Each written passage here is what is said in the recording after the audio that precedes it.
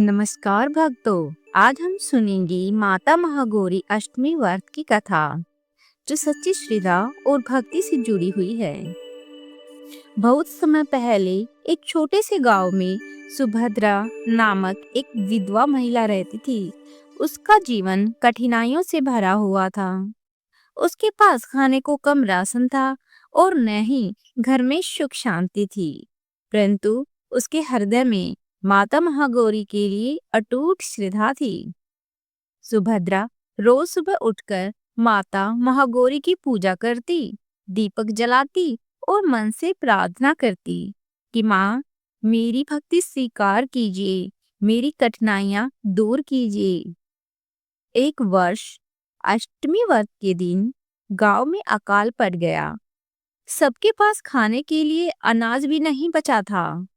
सुभद्रा के पास भी बहुत कम था, पर उसने माँ के व्रत का संकल्प लिया। मैं आज माता महागौरी का व्रत करूंगी, चाहे हालात कितने भी कठिन क्यों न हो।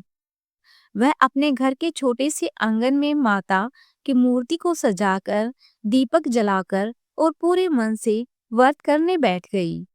पूरे दिन उसने केवल जल से ही अपना व्रत किया।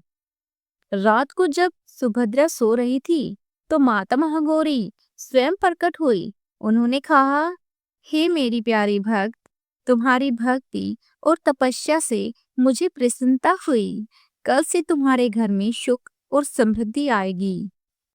अगले ही दिन गांव में एक अमीर व्यापारी आया और उसने सुभद्रा की मदद की। उसने उसे अनाज, वस्त्र और घर के लिए धन दिया।